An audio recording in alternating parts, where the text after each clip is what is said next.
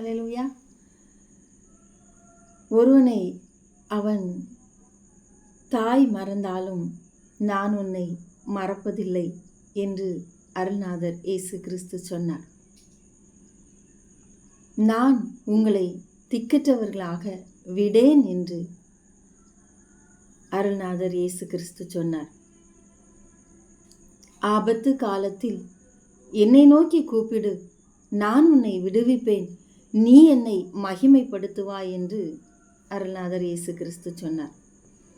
நானே மெய்யான ஒளி, நானே ஜீவ அப்பம், நானே நல்ல மேய்ப்பன்.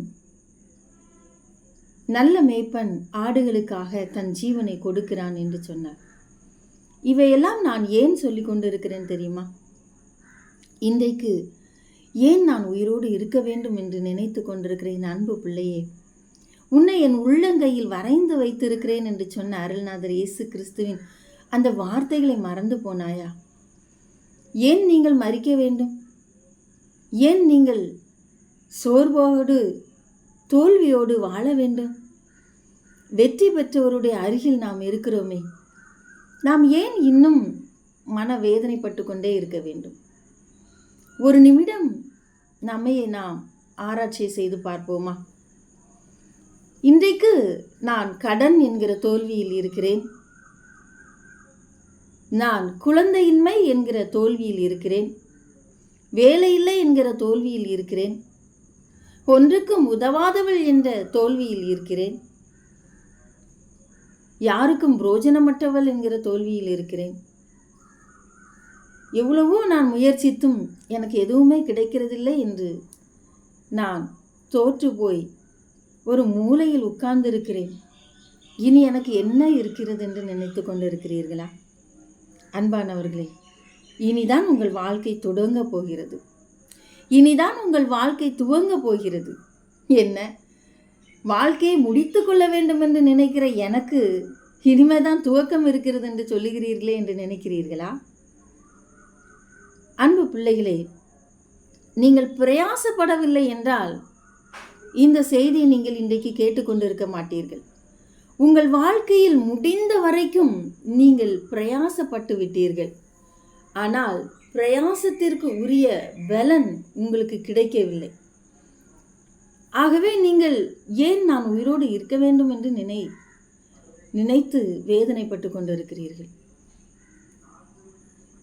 பிரியமானவர்களே, பேதுருவும் அப்படித்தான். இரவு முழுவதும் பிரயாசப்பட்டார். இரவு முழுவதும் பிரயாசப்பட்டும் ஒரு மீன் கூட சிக்கவில்லை என்று எழுதப்பட்டிருக்கிறது. அப்படி தோல்வி நிலையில் கரைக்கு வந்த பேதுரு அங்கு இயேசு ஜனங்களோடு பேசுவதற்காக அந்த படகை கேட்கிறார். அவன் நினைத்தான், நான் தோற்று போய் வந்திருக்கிறேன், களைத்து போய் வந்திருக்கிறேன், தோல்வி நிலையில் நான் நின்று கொண்டிருக்கிறேன், ஒன்றுமே எனக்கு கிடைக்கவில்லை, இரவு முழுவதும் பிரயாசப்பட்டும் எனக்கு ஒன்றுமே அகப்படவில்லை, நான் மிகவும் களைப்பாக இருக்கிறேன், நான் சொல்லப்போனால் வெறுத்து போய் இருக்கிறேன், இந்த நிலையில் என்னுடைய படகை நீர் கேட்கிறீரே என்று சொல்லி அவர் கொஞ்சம் கூட நினைக்கவில்லை. பிரியமானவர்களே, இன்றைக்கும் கர்த்தர் உங்கள் படகை கேட்கிறார். அது எம்டியான படகுதான், காலியான படகுதான், மீன்கள் உள்ள படகை கேட்கவில்லை. எதை நீங்கள் உங்கள் பொக்கிஷமாக நினைத்து கொண்டிருக்கிறீர்களோ, எது உங்கள் வாழ்வாதாரம் என்று நினைத்து கொண்டிருக்கிறீர்களோ அதை நீங்கள் இழந்து விட்டீர்கள். அதில் ஒன்றுமே பிரயோஜனம் இல்லை, இனி அதை வைத்து எதுவும் செய்ய முடியாதுங்கிற நிலைக்கு நீங்கள் வந்து இருக்கிறீர்கள். ஆனால் கர்த்தர் என்ன சொல்லுகிறார் தெரியுமா? அந்த எம்டியான படகை நீ எனக்கு தா, நான் ஜனங்களிடத்தில் பேச வேண்டும், நான் ஜனங்களிடத்திற்கு என்னுடைய வார்த்தையையும் பரலோக ராஜ்யத்திற்கு அடுத்த காரியத்தையும் தெரிவிக்க வேண்டும். நீ தோல்வி நிலையில் இருக்கிறாய், இரவு முழுவதும் பிரயாசப்பட்டு ஒன்றும் கிடைக்கவில்லை, ஆனாலும் உன்னுடைய படகு எனக்கு வேண்டும், நீதான் வேண்டும். அதை கேட்டவுடன் கொஞ்சமும் அவர் சலித்து கொள்ளாமல் சரி என்று ஒத்துக்கொண்டார். அவரும் அந்த படகில் ஏறி ஜனங்களிடத்திலே பேசினார். அநேக காரியங்களை குறித்து அவர் பேசினார். பேசி முடித்த பின்பு பேதுருவை பார்த்து, பேதுருவே, இப்பொழுது நீ உன் வலையை போடு போ என்று சொன்னார். அவர் ஒரு சிரிப்பு சிரித்துவிட்டு, ஐயா, இரவு முழுவதும் பிரயாசப்பட்டேன், எனக்கு ஒன்றுமே கிடைக்கவில்லை, இப்போ போய் போடுன்னு சொல்றீங்களே, அது எப்படி என்று சொன்னார். அவனவன் தனக்கானவைகளை அல்ல பிறனுக்கானவைகளை நோக்க கடவன் என்று எழுதப்பட்டு இருக்கிறது. என்றைக்கு ஒருத்தர் தன்னை மாத்திரம் நினைத்து கொண்டு இருப்பார்களோ அவர்களை கர்த்தர் ஆசீர்வதிக்க முடியாது. என்றைக்கு ஒருவர் தங்களுடைய தோல்வியிலும் மற்றவர்களுக்கு உதவி செய்ய வேண்டும் என்று எழுந்திருக்கிறார்களோ அன்று முதல் 2 படகு நிறைய மீன்களை அவன் எடுத்து கொண்டு வர முடிந்தது. பிரியமானவர்களே, நீ இரவு முழுவதும் போட்டாய், இப்பொழுது நான் சொல்லுகிறபடி வலையை போடு என்று சொன்னார். உன்னுடைய பிரயாசத்தின்படி உன் வாழ்க்கையை அமைத்து பார்த்தாய், உன்னுடைய வேலை ஸ்தலத்திலே அமைத்து பார்த்தாய், உன்னுடைய வாழ்வின் எல்லாவற்றையும் உன்னுடைய பிரயாசத்தின்படி அது நடந்து விடாதா என்று சொல்லி முயற்சித்து பார்த்தாய், தோல்வி நிலையில் வந்து விட்டது. இனி நான் என்ன சொல்லுகிறேனோ அதை செய், என் வார்த்தையின்படி நீ கீழ்ப்படி என்று கர்த்தர் எதிர்பார்க்கிறார். உங்களுடைய பிரயாசத்தினால் வந்த தோல்வியை அவருடைய வார்த்தையினாலும் உங்களுடைய கீழ்ப்படிதலினாலும் மறுபடியும் அதை அவர் வெற்றியாக மாற்றி கொடுக்க ஆசைப்படுகிறார். நீங்கள் தோற்று போய் நிற்கிறீங்க தானே, இனி எனக்கு ஒன்றும் இல்லைன்னு நினச்சிட்டு தானே இருக்கிறீங்க. இப்போ அவருடைய கரத்தில் அவருடைய சொற்படி நீங்கள் உங்கள் வாழ்க்கையை அமைத்து கொள்ள ஆயத்தமாக இருக்கிறீங்களா? அப்படி நீங்கள் ஆயத்தமாக இருப்பீங்களே. ஆனால் இன்றைக்கு காலை வேளையில், ஆண்டவரே, இனி நான் உம்முடைய சொற்படி செய்வேன், என் ஜீவியத்தில் முழுமையும் உம்மை ஏற்றுக்கொள்கிறேன் என்று சொல்வோமா?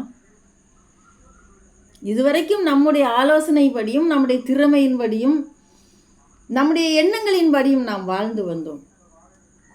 என்ன கிடைத்தது? வெறுமையான வாழ்க்கை, சலிப்பான வாழ்க்கை, ஒரு நிறைவும் இல்லை, ஒரு ஆசீர்வாதமும் இல்லை. அதற்கு மாறாக நஷ்டம் என்று கூட நாம் சொல்லலாம். நஷ்டப்பட்டு கொண்டு இருக்கிறோம். லாபம் வரவில்லை என்றாலும் பரவாயில்லை, நஷ்டம் வந்து கொண்டு இருக்கிறது. வாழ்க்கை கசப்பாக மாறிக்கொண்டு இருக்கிறது. பிரியமானவர்களே, இந்த பேதுரு இயேசுவுக்கு தன் படகை கொடுத்தார். ஜனங்கள் மனதார பரலோகத்திற்கு அடுத்த காரியங்களை குறித்து கேட்டு மகிழ்ந்தனர். காதுகுளிர கேட்டார்கள், மனங்குளிர கேட்டார்கள், காதுகுளிர கேட்டார்கள், சந்தோஷமாய் போனார்கள். இன்றைக்கும் கூட உங்களுடைய வாழ்க்கையில் அருள்நாதர் இயேசு கிறிஸ்துவின் இந்த ரட்சிப்பு என்கிற சுவிசேஷத்தை மற்றவர்களுக்கு கொண்டு செல்ல முடியுமா? என்னால் முடியாது என்று மாத்திரம் நீங்கள் சொல்லிவிடாதீர்கள். ஏனென்றால் உங்களால் முடியும். நீங்கள் நினைத்தால் முடியும். சுவிசேஷம் என்பது, இந்த நற்செய்தி என்பது, மனம் திரும்புகள், பரலோக ராஜ்யம் சமீபித்திருக்கிறது என்று கர்த்தர் சொன்னார் இல்லையா? இதுதான் உண்மையான சுவிசேஷம். இது எல்லாருக்கும் போய் சென்றடைய வேண்டும். அப்போ ஒவ்வொருவரும் சுவிசேஷத்தை அறிவிக்க வேண்டும். சுவிசேஷத்தை பிரசங்கியாதிருப்பேனானால் நானே அதிகமாக தண்டிக்கப்படுவேன். உலகத்துக்கு உப்பாக பூமிக்கு வெளிச்சமாக இருக்கிறீர்கள் என்று சொன்னார். அதுதான் இந்த நற்செய்தியை அறிவிக்க வேண்டும் என்பதுதான் அவருடைய ஆசை. என்ன அந்த நற்செய்தி? உங்களுக்காக ஒரு ராஜ்யம் இருக்கிறது, இந்த உலகம் உங்களுக்கானவைகள் அல்ல. சத்துரு இந்த உலகத்திற்குரிய ஆசைகளையும் இந்த உலகத்திற்குரிய எல்லா போராட்டத்தையும் நம்முடைய உள்ளத்தின் ஆழத்திலே வைத்துவிட்டு அதை நோக்கி ஃபோக்கஸ் பண்ணவும், அதை தான் நம்முடைய ஏம் என்று, அதை தான் என்னுடைய கோல் என்று வைத்திருக்கிறோம். அவர் சொல்லுகிறார் நித்திய வீடு என்று சொல்லி, அழியாத நித்திய ஜீவன், என்னை விசுவாசிக்கிறவன் மரித்தாலும் பிழைப்பான் என்று சொல்கிறார். அதையெல்லாம் குறித்து நமக்கு கவலையே கிடையாது. இன்றைக்கு இருக்கிற சூழ்நிலை என்ன? நான் வாழ்வது எதற்காக? நான் பிரயாசப்படுவது எதற்காக? நாம் பிரயாசப்பட வேண்டும், வேண்டாம் என்று சொல்லவில்லை. நாம் படிக்க வேண்டும், பிரயாசப்பட வேண்டும், நாம் சம்பாதிக்க வேண்டும், வீடுகளை கட்ட வேண்டும், நல்ல நிலங்களை வாங்க வேண்டும், நகைகளை வாங்க வேண்டும், எல்லாம் இருக்கணும் இந்த பூமியில். ஆனால் அதே நேரத்திற்கு கர்த்தரை தேடுகிற அந்த உணர்வு உள்ளவர்களாகவும் நாம் இருக்க வேண்டும். அவரை விட்டு பின்வாங்கக்கூடாது. நம்முடைய செயல், நம்முடைய பிரதிபலிப்பு அவரை பிரதிபலிக்கிறதாக இருக்க வேண்டும். இவ தாயை போல இருக்கிறா என்று சொல்லுவாங்க. இந்த பிள்ளைய பாரு, அவங்க அம்மாவை போலயே இருக்குது சொல்லுவாங்க இல்லையா? வாய் பேசுனா அப்பா அவங்க அம்மாவை போல வாய் பயங்கரமாக பேசுதும்பாங்க.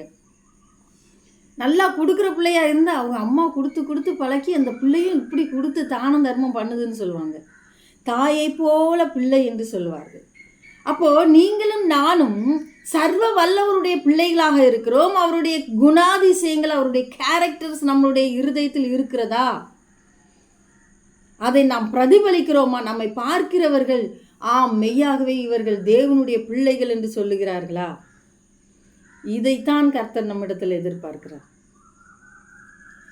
அப்படி இன்றைக்கு நீங்கள் ஒரு தீர்மானம் எடுப்பீர்களே ஆனால் உங்கள் வாழ்க்கை மாறும். நான் தெளிவாக சொல்கிறேன், உங்கள் வாழ்க்கை மாறும். எந்த இடத்தில் நீ தோற்றுவிட்டாய் என்று அழுது கொண்டு இருக்கிறாயோ, எந்த சமுதாயம் உன்னை ஒதுக்கிவிட்டது என்று பயந்து கொண்டு இருக்கிறாயோ, அந்த சமுதாயம் உன்னை தேடி வரும். அந்த நண்பர்கள் உன்னை தேடி வருவார்கள். அந்த உற்றார் உறவினர்கள் உன்னை தேடி வருவார்கள். அந்த ஆசீர்வாதம் யோசேப்புக்கு கிடைத்தது. உன் தாயின் பிள்ளைகள் உன்னை வணங்குவார்கள் என்று எழுதப்பட்டிருந்தது. அந்த ஆசீர்வாதம் அப்படியே யோசேப்புக்கு நிறைவேறியது. அதற்கு என்ன காரணம்? யோசேப்பினுடைய கீழ்ப்படிதல் தான் காரணம். அவனுடைய நிலை, குழியில் தள்ளப்பட்டான், பயப்படவில்லை. காவல் அறையில் அவனை வைத்து சித்திரவதைப்படுத்தினார்கள், அவன் பயப்படவில்லை. பயப்படவில்லை என்றால் கர்த்தரை மறுதலிக்கவில்லை என்று அர்த்தம். இன்றைக்கி நமக்கு ஏதாவது ஒரு சின்ன ஆபத்து அல்லது சின்ன தோல்வி வந்துடுச்சுன்னா நாம் கர்த்தரை பார்த்து என்ன சொல்கிறோம்? நான் உண்மைதானே நம்பி இருந்தேன், உங்ககிட்ட தானே ஜெபம் பண்ணினேன், எனக்கு ஏன் இந்த தோல்வி, எனக்கு ஏன் இந்த நஷ்டம், எனக்கு ஏன் இந்த கஷ்டம்? அவரை விட்டு பின்வாங்கி விடுகிற ஒரு குணத்தை நாம் கொண்டு இருக்கிறோம் பிரியமானவர்களே. ஆனால் இந்த யோசேப்பு எல்லா நிலையிலும் அவரை தன் இருதயத்தை விட்டு நீங்கி போக செய்யவே இல்லை. கர்த்தரை என் முன்னே நிறுத்தி இருக்கிறார், அவர் எனக்கு போதும். நடந்தது. உன் தாயின் பிள்ளைகள் உன்னை வணங்குவார்கள் என்று சொன்ன அந்த வசனம் அப்படியே நிறைவேறியது. அவனுடைய அரிக்கட்டுகள் நின்றது. சூரியனும் சந்திரனும் 11 நட்சத்திரங்களும் அவனை வணங்கினார்கள் என்று அவன் கண்டு சொன்ன சொப்பனம் அவன் வாழ்க்கையில் நிறைவேறியது. ஆனால் உடனே நடந்துடல. பல சோதனைகள், பல வேதனைகள், பல துக்கம், துன்பம், துயரம் எல்லாவற்றையும் தாண்டி அவனுக்கு சிங்காசனம் கிடைத்தது பிரியமானவர்களே. அந்த சிங்காசனத்தில் அவன் உட்காரும் பொழுது பார்வோன் பார்த்து சொல்லுகிறான், என் ஜனங்கள் உன்னுடைய அனுமதி இல்லாமல் தங்கள் காலையோ தங்கள் கையையோ அசைக்கவே முடியாது என்று சொன்னான். அவனுடைய ஜனங்களையே அவன் அடிமைப்படுத்தினான், கீழ்ப்படுத்தினான். யோசேப்பின் தலையை உயர்த்தி வைத்தான்.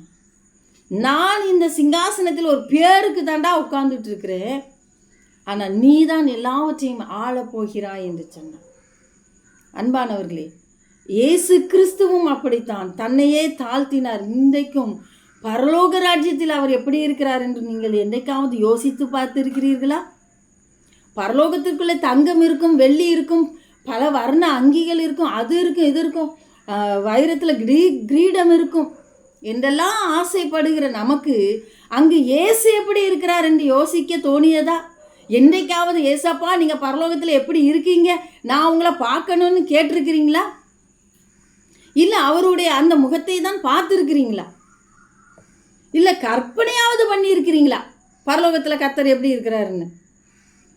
நீங்களும் நானும் நினைத்து கொண்டு இருக்கிறபடி அவர் சிங்காசனத்தில் வீட்டு இருக்கவில்லை. அவர் பெரிய ராஜாதி ராஜாவாக அங்கே உட்கார்ந்து கொண்டு இருக்கவில்லை. அவர் சிலுவையிலே அறையப்பட்டு இறக்கி விடப்பட்டவராக இப்பொழுதும் பிதாவினிடத்தில் நமக்காக பரிந்து பேசி கொண்டு இருக்கிறார் பிரியமானவர்களே. அது உங்களுக்கு தெரியுமா? ஒரு முறை அழகான ஒரு பரலோக காட்சி. நீ பரலோகத்துக்கு வராயா? நான் வரேன். யாருக்கு தான் பரலோகத்துக்கு வர்றது பிடிக்காது? சரி வா என்று சொன்னார். நானும் இயேசுவும் ஒன்றாக போய்கொண்டே இருக்கிறோம். திடீரென்று பார்த்தால் பரலோகத்தின் உள் என்ட்ரன்ஸ் வந்து விட்டது. உள்ளே நுழையணும். இயேசுவை காணவில்லை. எங்கு இருக்கிறார் என்று பார்த்தால் அவர் அடிக்கப்பட்டவராக, சிலுவையில் அடித்து இறக்கி போட்டால் எப்படி இருக்கும் அந்த மாதிரி தான் அவருடைய சரீரம் பிக்கப்பட்டு இருந்தது. முழுவதும் வேதனைப்பட்ட ஒரு நிலைமை. அப்படியே நின்று கொண்டு இருந்தார். என்னை பார்க்கவே இல்லை, என்னை கண்டுகொள்ளவே இல்லை. அப்போ நான் சொல்கிறேன், என்னை பரலோகத்துக்கு வான்னு கூட்டிகிட்டு என்னை கண்டுக்கவே இல்லையே, இவர் வான்னு கூட கூப்பிடலையே, ஏசப்பா ஏன் இந்த நிலையில் நீங்கள் இருக்கிறீங்க என்று சொல்லும் பொழுது அவர் வாயே திறக்கலை.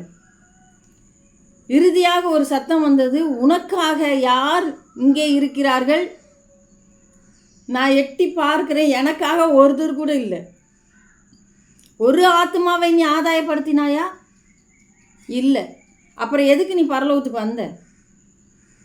நீ பரலோகத்துக்கு வந்து என்ன பிரயோஜனம்? பரலோகத்திற்குள்ளே நாம் வர வேண்டும் என்று ஆசைப்படுகிறோம். அங்கு கர்த்தர் எப்படி இருக்கிறார்? அன்பானவர்களே, இன்றைக்கு கூட அவர் பரிந்து பேசுகிறவராக இருக்கிறார். அவர் சந்தோஷமாக இல்லை. அவர் நம் எல்லாவற்றையும் சிலுவையில் வெற்றி சிறந்தவன், நான் தான் பெரிய ஆள் என்று சொல்லி அங்கே இருக்கவில்லை. எனக்கு சிங்காசனம் கிடைத்து விட்டது, பூலோகத்தார், வானகத்தார், பரலோகத்தார் அத்தனை பேரும் என்னை புகழ்ந்து பாட வேண்டும் என்று சொல்லி அவர் அங்கு இருக்கவில்லை. அவர் இன்றைக்கும் அடிமையின் ரூபமாகத்தான் இருந்து பிதாவினிடத்தில் இந்த மரம் இந்த வருஷம் இருக்கட்டும் இருக்கட்டும் இருக்கட்டும் இருக்கட்டும், கனி கொடுத்தா பார்ப்போம் பார்ப்போம் பார்ப்போம், எத்தனை ஆண்டுகளாக உங்களுக்காக பரிதபித்து கொண்டிருக்கிறார் தெரியுமா? யூடியூபிலே ஒரு அருமையான ஒரு மனதை பதபதைக்க வைக்கிற ஒரு காட்சியை நான் பார்த்தேன். ஒரு அருமையான குடும்பம், முழு குடும்பம், குழந்தைகள் இருந்து கணவன் மனைவி பிள்ளைகள் வாலிபர்கள் என்று இருக்கிறார்கள். திடீரென்று அந்த காட்டாற்று வெள்ளத்தில் மாட்டிக்கொண்டார்கள். அந்த நிலையில் அவர்களால் ஒன்றுமே செய்ய முடியாது. அவ்வளவுதான், நமக்கு மரணம், சகாயமின்றி சடுதியில் நாசமடைவான் என்று எழுதப்பட்டிருக்கிறது. அவ்வளவுதான், என்னுடைய மரணம் வந்துவிட்டது என்று அவர்கள் நினைத்து பயந்து கொண்டு இருக்கிறாங்க. பிரியமானவர்களே, அவர்களை காப்பாற்ற யாருமே இல்லை. ஆபத்து காலத்தில் என்னை நோக்கி கூப்பிடு, நான் உன்னை விடுவிப்பேன், நீ என்னை மகிமைப்படுத்துவாய் என்று சொன்ன அருள்நாதர் இயேசு கிறிஸ்துவின் வார்த்தை அவர்களுக்கு நினைவுக்கு வரவில்லை. ஏன் அப்படி நினைவுக்கு வந்திருந்தால் கர்த்தர் காப்பாற்றி இருப்பாரா என்ற ஒரு கேள்வி உங்கள் மனசில் எழும்புவது எனக்கு கேட்குது. அவரால் கூடாத காரியம் ஒன்றுமே கிடையாது. ஆபத்து காலத்தில் நீங்கள் கூப்பிட்டுருக்கீங்களா? நீங்கள் கூப்பிட்டு உங்களை விடுவிக்காமல் போயிருந்தா என்னை கேளுங்க. கர்த்தர் ஆபத்து காலத்தில் நிச்சயமாக இரக்கம் செய்வார். அவர் சொல்லியும் செய்யாதிருக்கிறவர் அல்ல. இன்றைக்கு நான் உங்களோடு பேசி கொண்டிருக்கிறேன்னா எதுக்காக பேசிகிட்டு இருக்கிறேன்னா, என் வாழ்க்கை முடிஞ்சிட்டு, என் நிலை முடிஞ்சிட்டு, எனக்கு இனிமேல் ஒன்றுமே இல்லை. நான் ஒரு ஏமாற்றத்துக்குள்ளே போய்விட்டேன், நான் ஒரு இழப்புக்குள்ளே போயிட்டேன். என் சொத்தை இழந்துட்டேன், நகை இழந்துட்டேன், பணத்தை இழந்துட்டேன், சொந்த பந்தங்களை இழந்துட்டேன், எல்லாத்தையும் இழந்துட்டு தனிமையாக்கப்பட்ட நிலையில் நான் இருக்கிறேன். இனி எனக்கு என்ன இருக்கிறது என்று நினைத்து கொண்டிருக்க உங்களை பார்த்து கர்த்தர் சொல்கிறார், உன் படகை எனக்கு தருவியா? உன் வாழ்வாதாரம் இழந்தது எதுவோ அதை எனக்கு தா. நீ இழந்து நிற்பது எதுவோ அதை எனக்கு தா. இது எதுவுமே இனி உதவாது, இனி ஒருப்படாது, இனிமேல் இதை வைத்து எனக்கு லாபம் இல்லை என்று எதை நீ தூர போட போகிறாயோ அதை எனக்கு தா. தருவது மாத்திரமல்ல, அதை நான் சொன்னபடி நீ கீழ்ப்படிந்து செய் என்று சொல்லுகிறார். உங்களுடைய வாழ்க்கை தரத்தை அவர் மாற்ற விரும்புகிறார். உங்களுடைய செயலை அவர் மாற்ற விரும்புகிறார். அவருக்காக நீங்கள் ஒரு நிமிடம் மற்றவர்களுக்கு செய்கிற இந்த நற்கிரியைகள், மற்றவர்களை பார்த்து நீங்கள் சொல்ல இருக்கிற அந்த நற்கிரியைகள், நற்செய்தி தான் கர்த்தர் உங்களை ஆசீர்வதிப்பதற்கு பயன்படுத்த போகிறார். இன்னைக்கு எதில் தோற்று போனேன்னு நினச்சி அழுதுகிட்டு இருக்கீங்களோ அந்த இடத்துல வெற்றி அடைவதற்காக நான் பேசி கொண்டு இருக்கிறேன். திருமணத்தில் நான் தோற்று போனேன், எனக்கு குழந்தை பாக்கியம் இல்லை, வீடு கட்டணும்னு பிரயாசப்பட்டு அதுலேயும் நான் தோற்றுட்டேன். நான் எடுத்த முயற்சி நல்ல தொழில் நல்லா ஓடிக்கிட்டு இருந்துச்சு, அதுலேயும் நான் தோற்றுட்டேன். எனக்கு எதுவுமே இல்லை இல்லை இல்லைன்னு நினைக்கிறீங்கல்ல, ஒரு மூலையில் போய் உட்கார்ந்துட்டு இருக்கிறீங்கல்ல, நான் இனி என்னை கர்த்தருக்காக அர்ப்பணிப்பேன். ஒன்றுமே இல்லாட்டாலும் பரவாயில்ல, நீங்கள் இருக்கிறீங்கல்ல, உங்களுக்கு பேசுகிறதுக்கு நாவு இருக்குதுல்ல, பார்க்குறதுக்கு கண் இருக்குல்ல, எதுவுமே இல்லை இல்லை இல்லைன்னு சொல்லிகிட்டே இருக்காதீங்க, கடைசி வரைக்கும் இல்லாமே போயிடும். அப்ப என்ன இருக்கிறதோ அதை தேவனுக்கு என்று கொடுத்து பாருங்கள். அவர் சொற்படி கீழ்ப்படிந்து பாருங்கள். 2 படகுகள் நிரம்பத்தக்கதான மீன்களை அவன் பிடித்த பொழுது அவன் உணர்ந்து கொண்டான், இவர் சாதாரணமானவர் கிடையாது. ஏன்னா ஒரு மீனவனுக்கு தெரியும் எந்த இடத்துல வலையை போட்டால் மீனை பிடிக்கலாம், எந்த இடத்துல மீன்கள் அதிகமாக இருக்கும் என்று ஒரு மீனவனுக்கு நன்றாக தெரியும். அவன் பிறந்ததிலிருந்து ஒரு மீனவனாக இருக்கிறான், அவனுக்கு தெரியாமல் இருக்குமா? ஆனால் இங்கே வந்திருப்பவர் சர்வ வல்லவர். இவர் சர்வத்தையும் அலசி ஆராய்ச்சி பண்ணுகிறவர். கடலின் ஆழத்திற்குள் இருக்கிற மீன்களையும் தெரியும், கடலின் ஓரத்தில் இருக்கிற மீன்களையும் தெரியும். என் கர்த்தருக்கு உன் வாழ்க்கையை மாற்றுவதற்கு தெரியும். அவரால் முடியும் என்று நான் சொல்லி கொண்டிருக்கிறேன். ஒரே ஒரு காரியம் நீங்கள் செஞ்சால் போதும், ஒரு கீழ்ப்படிதல் போதும், ஒரு கீழ்ப்படிதல் போதும், ஒரு பெரிய அற்புதத்தை உங்கள் வாழ்க்கையில் செய்துவிடும். அப்பொழுது அவன் யோசிக்கிறான், நான் ஒரு பாவி என்று. நான் ஒரு பாவி, நீர் மெய்யான தேவனுடைய குமாரன் என்று சொல்லி அவரை விட்டு விலகி போக நினைக்கும் பொழுது கர்த்தர் சொல்கிறார், நீ எனக்கு வேண்டும், நீ எனக்கு வேண்டும், நீ என்னை பின்பற்றி வா. எது உன்னை வாழ வைக்க போகிறது, எது உன்னை மேன்மைப்படுத்த போகிறது என்று நினைத்து கொண்டிருந்தாயோ அதை விட்டு விட்டு என் பின்னாலே வா. இதுதான் என் வாழ்வாதாரம் என்று பிடித்து கொண்டு நிற்கிறாயே, அதை விட்டு விட்டு என் பின்னாலே வா. தன்னைத்தான் வெறுத்து தன் சிலுவையை எடுத்து அனுதினமும் என்னை பின்பற்ற கடவன் என்று சொன்னார். இந்த கல்லின் மேல் என் சபையை கட்டுவேன், பாதாளத்தின் வாசலதை மேற்கொள்ளுவதில்லை என்று சொன்னார். ஆகவே இன்றைக்கு நாம் எப்படி வாழ்ந்து கொண்டிருக்கோம்? நீங்களும் நானும் மற்றவர்களை பரலோகத்துக்கு அடுத்த காரியத்துக்கு நேராக எடுத்து செல்கிறோமா, இல்லை இந்த பூமிக்குள்ளேயே இருக்கும்படியாக பண்ணி கொண்டிருக்கிறோமா? உங்களுக்கு எத்தனை பவுன் நகை இருக்குது? உங்களுக்கு எத்தனை வீடு இருக்குது? காரு பங்களா இருக்கா? என்ன வேலை பார்த்துட்டு இருக்கிறீங்க? இப்படி இந்த உலகத்துக்கு அடுத்த காரியத்தை குறித்து பேசி கொண்டு இருக்க போகிறீர்களா? பழமையாய் போகாத பணப்பையை உங்களுக்காக பரலோகத்தில் சேர்த்து வையுங்கள் என்று கர்த்தர் சொன்னார்.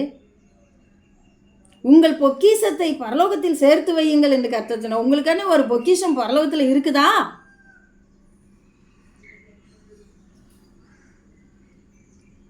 இங்கே தானே பொக்கிஷத்தை சேர்த்து வச்சுக்கிட்டே இருக்கிறோம். இங்கே கள்ளர்கள் கண்ணமிட்டு திருடுவார்கள், அங்கே யாரும் திருட மாட்டாங்க. ஆத்தும ஆதாயம் செய்கிறவர்கள் ஞானவான்கள் என்று எழுதப்பட்டிருக்கு. ஒரு நாளாவது ஒரு ஆத்மாவுக்கு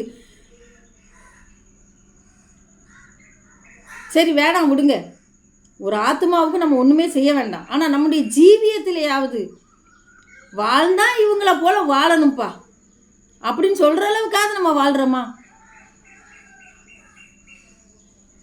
மற்றவர்களை வேதனைப்படுத்தாமல் நம்முடைய வாழ்க்கையை நாம் வாழ்ந்து கொண்டு இருக்கிறோமா? ஒரு நாள் அவர் ராஜாதி ராஜாவாக இந்த பூமியில் வந்து நிற்பார். அப்போ நம்ம அவருக்கு எதிர்கொண்டு போகணும். அப்போ கணக்கு கேட்பாரு, என்ன பதில் சொல்லுவோம்? வெட்கம், வெட்கம்தான். ஐயோ கேவலம்.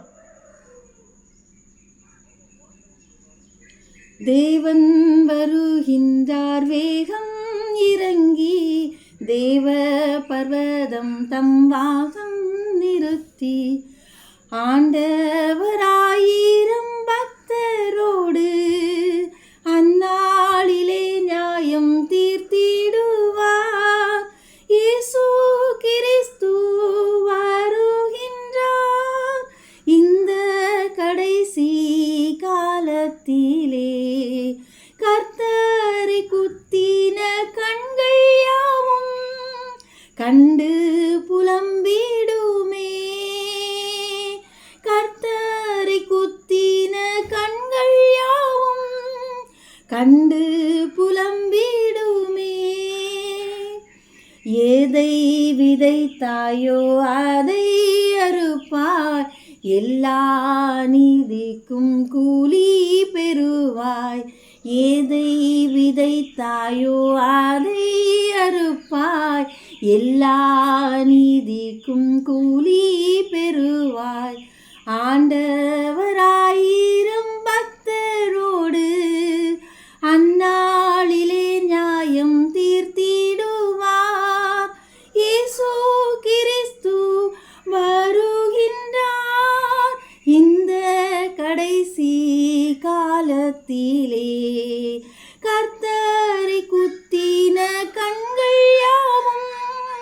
கண்டு புலம்பிடுமே. கர்த்தரை குத்தின கண்கள் யாவும் கண்டு புலம்பிடுமே.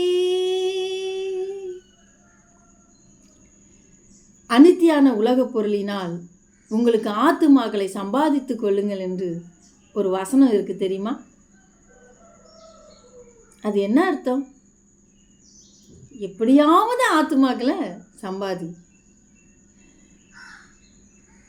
சம்பாதிக்கணும்.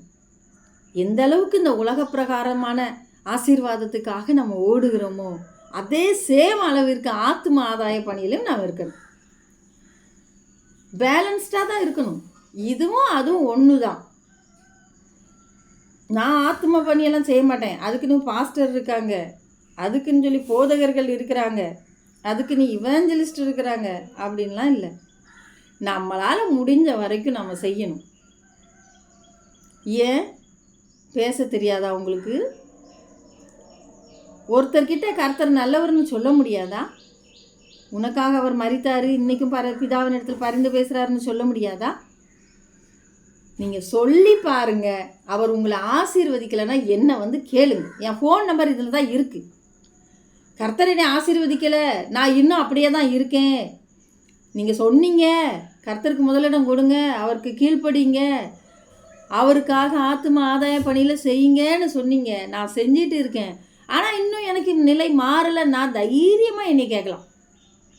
ஏன்னா இதை சொன்னது அவர் தான், நான் இல்லை. இன்னைக்கு அநேகருடைய வாழ்க்கை வெறுமையாக இருக்குது. அது நிரம்பணும்னா வேறு வழி இல்லை. அவங்க நான் சொல்கிறபடி செய்ய சொல்லு, அவங்களுடைய வாழ்க்கையை எனக்கு தர சொல்லு, நான் மாற்றி கொடுக்குறேன், அவர்களை ஆசீர்வதிக்கிறேன். ஒரு படகு எடுத்தால் பரவாயில்ல, அவன் கொடுத்தது ஒரு படகு, ஆனால் அவனுக்கு ஆசீர்வாதம் 2 மடங்கு. அன்பானவர்களே, இதை தான் நான் சொல்ல வரேன். அப்போது கர்த்தர் இந்த உலக பிரகாரமாக நம்மளை ஆசீர்வதிக்கவே மாட்டாரா? நான் இப்படியே தான் அழுதுகிட்டு இருக்கணுமா அப்படின்னு நினைக்கிறீங்க. கிடையாது. நீ ஒரு படகை கொடுத்தா 2 படகு ஆசீர்வாதம் உங்களுக்கு வருகிறது. அதுவும் எதுக்கு தெரியுமா? இந்த கல்லின் மேல் என் சபையை கட்டுவேன், பாதாளத்தின் வாசலத்தை மேற்கொள்வதில்லை என்று அவனுக்கு ஆசீர்வாதம் கொடுப்பதற்காக. அதுவும் அங்கே தான் எல்லாமே பரலோகத்துக்கு அடுத்த காரியம்தான், ஒன்றுமே இந்த பூலோகத்துக்குரிய காரியம் இல்லை. அதையும் புரிஞ்சுக்கிடணும். என்னம்மா இது அப்படின்னு கேட்டால், ராயனுடையதை ராயனுக்கும் தேவனுடையதை தேவனுக்கும் கொடுங்கள்னு சொல்லப்பட்டிருக்குது. இன்னும் ஒரு ஸ்டெப்பு மேலே கேட்டால், முதலாவது தேவனுடைய ராஜ்யத்தையும் அவருடைய நீதியும் தேடுங்கள் என்று சொல்லப்பட்டிருக்குது. அப்போ முதலாவது அவருக்கு நாம் இடம் கொடுத்தால் இவைகள் எல்லாம் நமக்கு கூட கொடுக்கப்படும் என்பது தான் என்னுடைய வாதம். இப்போ கூட நான் சொல்கிறேன், உங்களுக்கு ஒன்றும் குறைஞ்சி போகலை. உங்களுக்கு நல்ல திருமணம் நடக்கும், உங்களுக்கு நல்ல வேலை கிடைக்கும், நல்ல வீடு வாசல் உண்டாகும். மற்றவர்கள் பார்த்து மெய்யாவே கர்த்தர் உன்னிடத்தில் இருக்கிறாருன்னு சொல்கிற அளவுக்கு கர்த்தர் உங்களை உயர்த்த தான் போகிறாரு. அவர் என்ன கேட்குறாரு? நீ தோல்வி அடைஞ்சிச்சு இல்லை, அதை எனக்கு கொடு. இந்த தோல்வி நிலை மாறணும், அதுதான் அவருடைய ஆசை. நாம் ஜெபம் பண்ணுவோமா? ஒப்பு கொடுப்போமா? நாம் நம்முடைய ஆசீர்வாதத்தை இழந்து போகாதபடிக்கு அதை 2 மடங்காக நம்ம திரும்பி பெற்றுக்கொள்வோமா? அன்பின் பரலோக பிதாவே, உம்முடைய பிள்ளைகள் ஒவ்வொருவரையும் நீர் ஆசீர்வதிக்கிறதற்காக நன்றி. யோசேப்பை உயர்த்தினது போல இவர்களை உயர்த்துங்க. இன்றைக்கும் வியாதியோடு ஜெபித்து கொண்டிருக்கிற ஒவ்வொரு பிள்ளைகளை நான் பார்க்கிறேன். மிகுந்த பல்லு வலியோடு ஜெபித்து கொண்டு இருக்கிறார்கள். அவர்களுக்கு பல்லு வலி சரியாகட்டப்பா. காதுகளில் ஒரு பயங்கர இரைச்சல், இது எனக்கு மாறணும் என்று ஜெபித்து கொண்டு இருக்கிறார்கள். அது மாறட்டும் தகப்பனே. ஒரே தலைவலி, ஒற்றை தலைவலி, ஒரு நாள் கூட எனக்கு நிம்மதியாக இல்லை என்று நினைத்து கொண்டிருக்கிற பிள்ளைகளுக்கு அது மாறட்டும் அப்பா.